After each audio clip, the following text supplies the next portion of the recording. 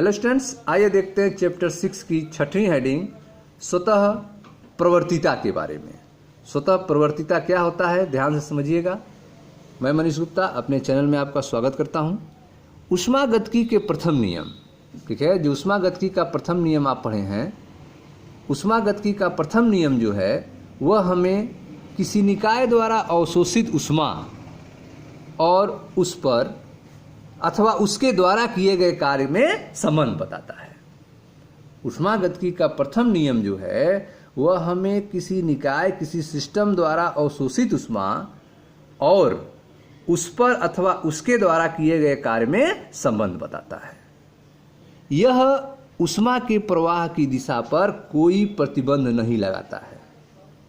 ऊष्मा के प्रवाह की दिशा पर कोई प्रतिबंध नहीं लगाता है, बल्कि ऊष्मा का प्रवाह उच्च ताप से निम्न ताप की ओर एक दिशीय होता है, यूनिडायरेक्शनल होता है।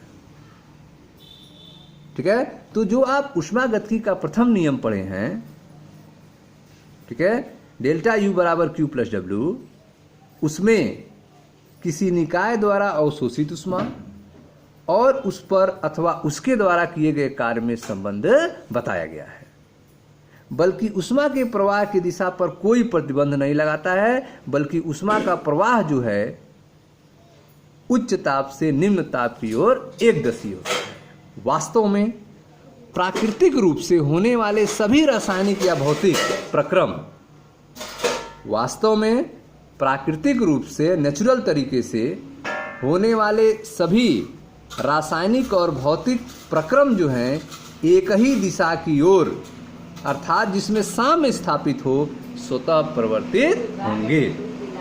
ठीक है, तो वास्तव में आप देख रहे हैं कि प्रकृति में होने वाले सभी रासायनिक या भौतिक प्रक्रम जो हैं वह एक ही दिशा की ओर होंगे, और किस दिशा में होंगे? जिधर साम्य स्थापित हो, अर्थात स्वतः प्रवर्तित होंगे। उदाहरण के लिए, एक गैस का उपलब्ध स्थान को भरने के लिए प्रसरण, एक गैस का उपलब्ध स्थान भरने के लिए प्रसरण, कार्बन का ऑक्सीजन में जलकर कार्बन डाइऑक्साइड बनाना, ठीक है, ये सब जो उदाहरण हैं वे स्वतः प्रवर्तित होंगे। परंतु ऊष्मा जो है ठंडी वस्तु से गर्म वस्तु की ओर स्वतः नहीं बहेगी। ऊष्मा जो है वह ठंडी वस्तु से गर्म वस्तु की ओर स्वतः नहीं बहेगी। एक पात्र में रखी गई गैस, ठीक है, एक बर्तन में, एक पात्र में रखी गैस जो है किसी कोने में स्वतः संकुचित नहीं होगी, या कार्बन डाइऑक्साइड जो है वह स्वतः कार्बन और ऑक्सीजन में परिवर्तित नहीं होगा। इसी प्रकार अन्य स्वतः प्रक्रम एक दिशी परिवर्तन दर्शाते हैं। अब प्रश्न उठता है कि स्वतः होने वाले परिवर्तनों के लिए प्रेरक बल क्या है? जो स्वतः परिवर्तन हो रहा है उसके लिए ड्राइविंग फोर्स क्या है, वो क्यों हो रहा है? एक स्वतः प्रक्रम की दिशा कैसे निर्धारित होती है? इस खंड में हम इन प्रक्रम के लिए मापदंड निर्धारित करेंगे कि ये संभव हो सकते हैं या नहीं, स्वतः प्रक्रम होगा कि नहीं होगा, उसकी दिशा क्या होगी। इन सारी चीज़ों की चर्चा जो है इस खंड में किया जाएगा। पहले हमें समझना चाहिए कि स्वतः प्रवर्तित प्रक्रम क्या है। ठीक है, तो सबसे पहले आपको बताया जाएगा कि स्वतः प्रवर्तित प्रक्रम क्या है। आप सामान्य रूप से सोच सकते हैं कि स्वतः प्रवर्तित रासायनिक अभिक्रिया वह है जो अभिकारक के संपर्क से तुरंत ही होने लगती है। स्वतः प्रवर्तित रासायनिक अभिक्रिया वह है जो अभिकारक के संपर्क से तुरंत ही होने लगती है। हम ऑक्सीजन और हाइड्रोजन के संयोग की स्थिति को लेते हैं। इन गैसों को कमरे के ताप पर मिश्रित करके अनेक वर्षों तक बिना किसी उल्लेखनीय परिवर्तन के रखा जा सकता है। ठीक है, ऑक्सीजन और हाइड्रोजन के संयोग की स्थिति को लेते हैं। इसमें जो है ऑक्सीजन और हाइड्रोजन गैसों को एक कमरे के ताप पर मिश्रित करके अनेक वर्षों तक बिना किसी उल्लेखनीय परिवर्तन के रखा जा सकता है। यद्यपि इनके मध्य अभिक्रिया हो रही हैं, परंतु बहुत ही धीमी गति से हो रही हैं। इसे तब भी स्वतः परिवर्तित अभिक्रिया ही कहेंगे। ठीक है, तो आप देख रहे हैं कि ऑक्सीजन और हाइड्रोजन को एक कमरे में रख देने से उनके मध्य अभिक्रिया होगी, लेकिन बहुत धीमी गति से होगी। इसे तब भी स्वतः परिवर्तित अभिक्रिया ही कहेंगे। अतः स्वतः परिवर्तित प्रक्रम का अर्थ है किसी बाह्य साधन के बिना सहायता के किसी प्रक्रम के होने की प्रवृत्ति होना। स्वतः परिवर्तित प्रक्रम का क्या अर्थ है? बिना किसी बाह्य साधन के उपयोग से किसी प्रक्रम के होने की प्रवृत्ति होना। ठीक है, किसी बाह्य साधन के बिना सहायता के किसी प्रक्रम के होने की प्रवृत्ति होना। यद्यपि इससे अभिक्रिया या प्रक्रम के होने की दर का पता नहीं चलता है। ठीक है, इससे जो है अभिक्रिया या प्रक्रम के होने की दर का पता नहीं चलता है। स्वतः परिवर्तित प्रक्रम के दूसरे पहलू में हम देखते हैं कि स्वतः अपनी दिशा से उत्क्रमित नहीं हो सकते हैं। ठीक है, स्वतः परिवर्तित प्रक्रम के दूसरे पहलू में हम देखते हैं कि ये जो हैं ये स्वतः अपनी दिशा से उत्क्रमित नहीं हो सकते हैं। स्वतः परिवर्तित प्रक्रम के लिए हम संक्षेप में कह सकते हैं कि स्वतः परिवर्तित प्रक्रम जो है एक अनुत्क्रमणीय प्रक्रम होता है। क्यों? क्योंकि यह जो है स्वतः अपनी दिशा से उत्क्रमित नहीं हो सकते हैं। अर्थात स्वतः परिवर्तित प्रक्रम एक अनुत्क्रमणीय प्रक्रम होता है। यह किसी बाह्य साधन के द्वारा ही उत्क्रमित किया जा सकता है, रिवर्स किया जा सकता है। ठीक है, तो इस तरह से आपने देखा कि स्वतः परिवर्तित प्रक्रम एक अनुत्क्रमणीय प्रक्रम होता है। यह किसी बाह्य साधन के द्वारा ही उत्क्रमित किया जा सकता है। ठीक है, आइए अब देखते हैं इसके पहले पार्ट क के बारे में।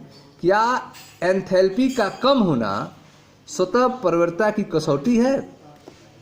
ठीक है, अगर किसी के लिए एंथैल्पी कम है तो क्या वह स्वतः परिवर्तित हो सकता है?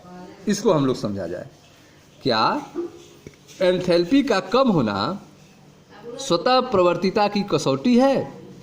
यदि हम ऐसी घटनाओं को जैसे कि पहाड़ी से जल गिरने या जमीन पर पत्थर गिरने की प्रक्रियाओं पर विचार करें, तब देखेंगे कि प्रक्रम की दिशा में निकाय की स्थिर ऊर्जा में कमी होती है। पहाड़ी से जल गिरने या पहाड़ी से पत्थर गिरने में सिस्टम की पोटेंशियल एनर्जी क्या होती है? कम हो जाती है, स्थिर ऊर्जा कम हो जाती है। ठीक है, पहाड़ी से जल गिरने या जमीन पर पत्थर गिरने की प्रक्रियाओं पर विचार करें, तब आप देखेंगे कि प्रक्रम की दिशा में निकाय की स्थिर ऊर्जा में कमी होती है। इस प्रकार हम कह सकते हैं कि एक रासायनिक अभिक्रिया उस दिशा में स्वतः परिवर्तित होगी जिस दिशा में ऊर्जा की कमी होगी। ठीक है, हम कह सकते हैं कि एक रासायनिक अभिक्रिया उस दिशा में स्वतः परिवर्तित होगी जिस दिशा में ऊर्जा की कमी हो, जैसा ऊष्माक्षेपीय अभिक्रियाओं में होता है। ऊष्माक्षेपीय अभिक्रियाओं में क्या होता है? ऊर्जा की कमी होती है।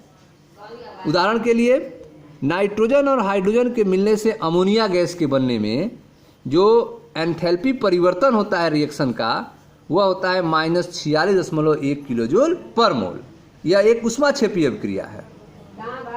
हाइड्रोजन और क्लोरीन के मिलने से हाइड्रोजन क्लोराइड का बनना, यह भी एक ऊष्माक्षेपीय अभिक्रिया है। इसके लिए जो अभिक्रिया का एंथैल्पी परिवर्तन होता है -92.32 किलोजूल पर मोल है।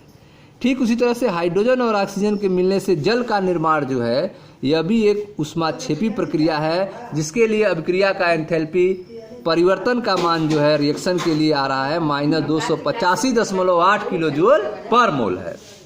ठीक है, तो इन तीनों अभिक्रियाओं में आप देख रहे हैं ऊष्माक्षेपी अभिक्रियाएं हैं, इसमें ऊष्मा निकल रही है, अर्थात यह अभिक्रिया जो है इस डायरेक्शन में हो सकती है क्योंकि इसमें ऊर्जा की कमी हो रही है। सब में ऊर्जा की कमी हो रही है, अमोनिया के फॉर्मेशन में, HCl के फॉर्मेशन में और H2O के फॉर्मेशन में। ठीक है, अतः हम कह सकते हैं कि किसी भी ऊष्माक्षेपी अभिक्रिया के लिए अभिकारकों से उत्पाद के बनने पर एंथैल्पी में आई कमी को एक एंथैल्पी आरेख के रूप में दर्शाया जा सकता है। किसी भी ऊष्माक्षेपी अभिक्रिया के लिए अभिकारकों से उत्पाद के बनने पर एंथैल्पी में आई कमी को एक एंथैल्पी आरेख के रूप में दर्शाया जा सकता है। ठीक है, तो यह एंथैल्पी आरेख है किसके लिए? ऊष्माक्षेपी अभिक्रिया के लिए। ठीक है, इसमें आप देख रहे हैं यह है उत्पादों की कुल एंथैल्पी HP और यह है अभिकारकों की कुल एंथैल्पी। अभिकारकों की कुल एंथैल्पी HR जो है वो अधिक है और उत्पादों की कुल एंथैल्पी उसकी तुलना में कम है। यह जो Y डायरेक्शन है यह एंथैल्पी को शो कर रहा है और यह जो X डायरेक्शन है यह अभिक्रिया निर्देशांक को शो कर रहा है। ठीक है, तो आप देख रहे हैं कि इसमें जो अभिकारक की कुल एंथैल्पी है HR वो अधिक है, उत्पाद की कुल एंथैल्पी HP कम है। इसका जो डिफरेंस है रिएक्शन का एंथैल्पी डेल्टा HR है। ठीक है, तो इसमें आप ग्राफ के रूप में ऊष्माक्षेपी अभिक्रिया के लिए अभिकारक और उत्पाद के एंथैल्पी में आई कमी को आप रिप्रेजेंट कर सकते हैं। ठीक है, अब तक प्राप्त प्रमाणों के आधार पर हम यह अवधारणा बना सकते हैं कि किसी रासायनिक अभिक्रिया के लिए एंथैल्पी में आई कमी जो है उसका प्रेरक बल है। ठीक है, अब तक जो प्रमाण आपने देखा उस आधार पर हम एक कंसेप्ट डेवलप कर सकते हैं कि किसी रासायनिक अभिक्रिया के लिए एंथैल्पी में जो कमी आई है उसका प्रेरक बल है, वही उसका प्रेरक बल है अर्थात ड्राइविंग फोर्स है। अब हम निम्नलिखित अभिक्रिया पर विचार करते हैं। नाइट्रोजन और ऑक्सीजन के मिलने से नाइट्रोजन डाइऑक्साइड का बनना। इसके लिए जो अभिक्रिया का एंथैल्पी परिवर्तन है वह है +33.2 किलो जूल पर मोल। यह है ऊष्माशोषी अभिक्रिया। कार्बन और सल्फर के मिलने से कार्बन डाइसल्फाइड बनने में जो अभिक्रिया का एंथैल्पी परिवर्तन आ रहा है, मानक एंथैल्पी परिवर्तन, वह है +128.5 किलो जूल पर मोल। यह दोनों अभिक्रियाएं जो हैं स्वतः प्रवर्तित प्रक्रम और ऊष्माशोषी हैं। यह दोनों अभिक्रिया नाइट्रोजन ऑक्सीजन के मिलने से नाइट्रोजन डाइऑक्साइड का बनना, कार्बन सल्फर के मिलने से कार्बन डाइसल्फाइड का बनना, ये अभिक्रियाएं स्वतः प्रवर्तित प्रक्रम और ऊष्माशोषी हैं। एंथैल्पी में वृद्धि को एक एंथैल्पी आरेख द्वारा दर्शाया जा सकता है। एंथैल्पी में वृद्धि को एक एंथैल्पी आरेख द्वारा दर्शाया जा सकता है। जैसे देखें यहाँ पे, यह अभिकारकों की कुल एंथैल्पी HP, यह उत्पादों की कुल एंथैल्पी HR। उनमें जो डिफरेंस आ रहा है अर्थात डेल्टा HR अभिक्रिया में परिवेश से कुल अवशोषित ऊष्मा के रूप में दिखाया गया है यहाँ पे। ठीक है, तो यह जो आप ग्राफ देख रहे हैं जो एंथैल्पी और अभिक्रिया निर्देशांक के बीच बनाया गया है, इसमें ऊष्माशोषी अभिक्रिया के लिए एंथैल्पी आरेख यह बनाया गया है। ठीक है, ये अभिक्रियाएं स्वतः प्रवर्तित प्रक्रम और ऊष्माशोषी हैं। एंथैल्पी में वृद्धि को एक एंथैल्पी आरेख के रूप में दर्शाया जा सकता है, जैसा कि यहाँ पे आप देख रहे हैं। ठीक है, इन उदाहरण से यह स्पष्ट होता है कि एंथैल्पी में कमी स्वतः प्रवर्तित के लिए एक प्रतिसहायक कारक है। अगर एंथैल्पी में कमी हो रही है तो अभिक्रिया जो है स्वतः प्रवर्तित हो सकती है, क्योंकि यह एक प्रतिसहायक कारक है। परंतु यह सभी प्रक्रम के लिए सत्य नहीं है, यह सभी प्रोसेस के लिए सत्य नहीं है। ठीक है, तो एंथैल्पी में कमी जो है स्वतः प्रवर्तिता के लिए एक प्रतिसहायक कारक है, परंतु यह सभी प्रक्रमों के लिए सत्य नहीं है। ठीक है स्टूडेंट्स, तो यह था आपका स्वतः प्रवर्तिता के बारे में। मिलते हैं नेक्स्ट वीडियो में जहां अगले टॉपिक की चर्चा की जाएगी। Thank you.